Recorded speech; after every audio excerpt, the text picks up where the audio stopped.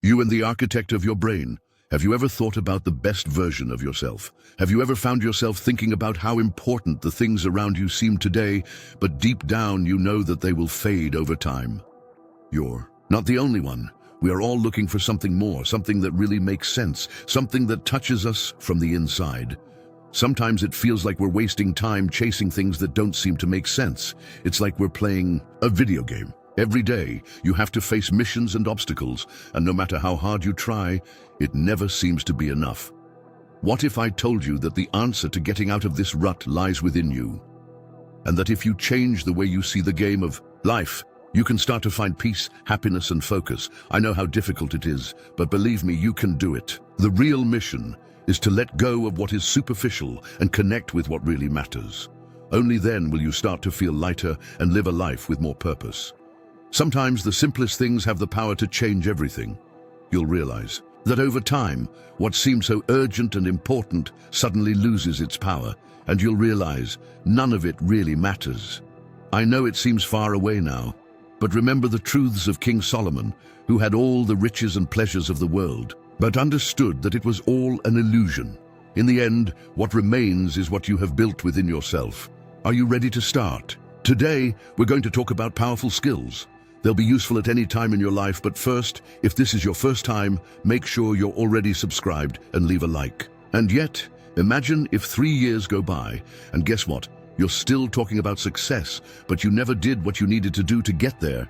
You don't even work anymore with what you said was your great discovery.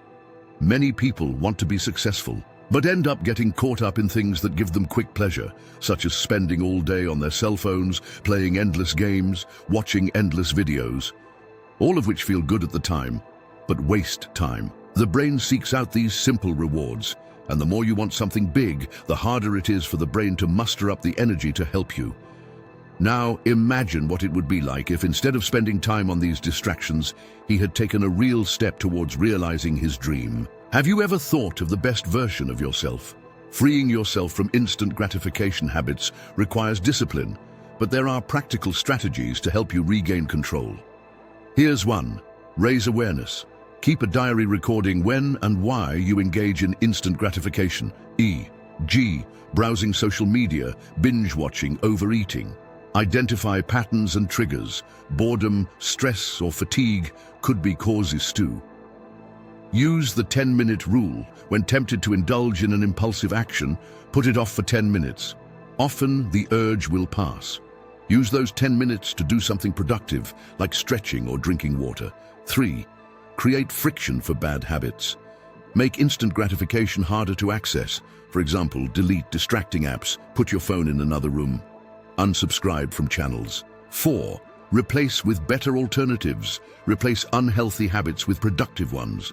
Instead of scrolling, read a few pages of a book or take a short walk. If you're craving fast food, try drinking water or eating something you've prepared yourself. Get into the habit of thinking about what your week is going to be like. Set up a weekly menu, even if some days you don't stick to it, but the challenge is done. Your body and mind will adapt. 5. Set clear goals and rewards. Divide big goals into small tasks and only reward yourself when you've completed them. Use a habit tracker to visualize progress. This is a tool used to monitor the repetition of habits over time, helping to visualize progress and maintain consistency. It can be done in various ways, such as spreadsheets, use Excel or Google, sheets to mark the days on which a habit has been completed, apps like Habitica Loop or Habitbull help you keep track digitally, bullet journal, create tables in a notebook to fill in manually, physical whiteboards, a calendar or whiteboard to mark with pens or stickers.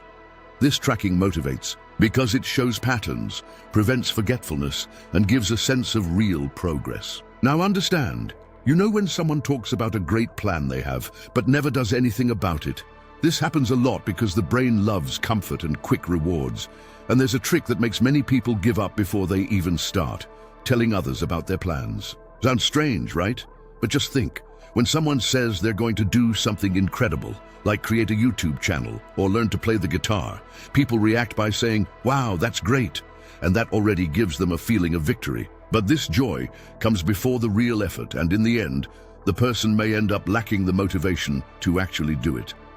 Now imagine the opposite. Instead of telling everyone, you keep quiet and take action.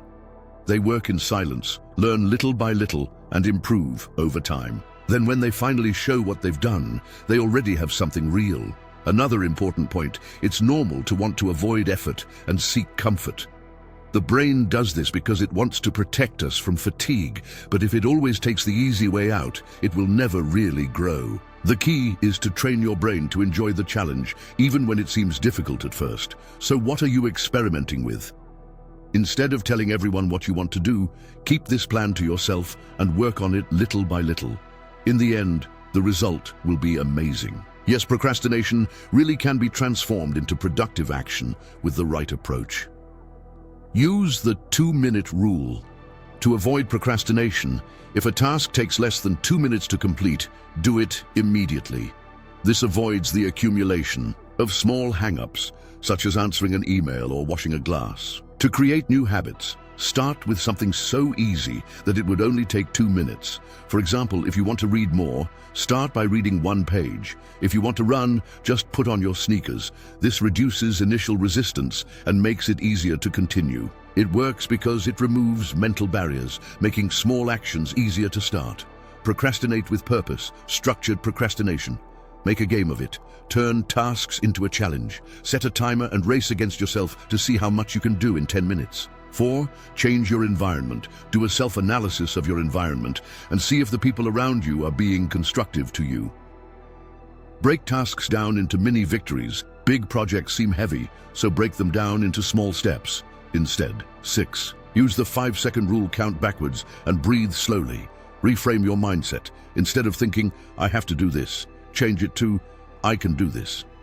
Changing.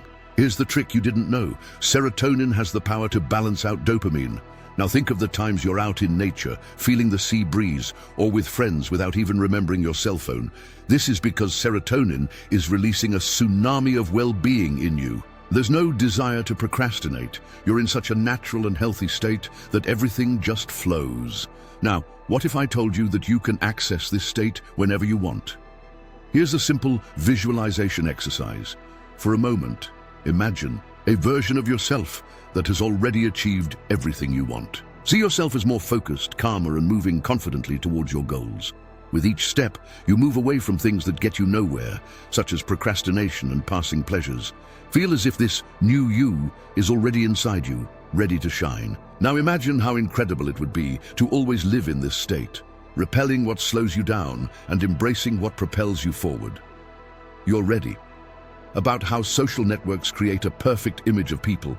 Let's imagine you're watching your favorite show on TV, and suddenly in the middle of the show, a super nice person appears, full of friends, always traveling and looking perfect. You look at them and think, wow, that person has the life of their dreams. Now imagine that every day you see people like that on social media, always showing off the best moments of their lives, wonderful photos, and incredible adventures. This is because, in the past, people didn't know what other people were doing all the time. There were no social networks to show all the details. Now, with cell phones and social media, we're selling other people's perfect lives every second. And this can make you feel insecure or feel that your life isn't so great. Your brain starts comparing your life with others all the time, and this can even make you feel sad. But what if I told you that, instead of looking for perfect people on social media, you could start looking in the mirror and asking yourself, am I the person I'd like to be in a relationship with?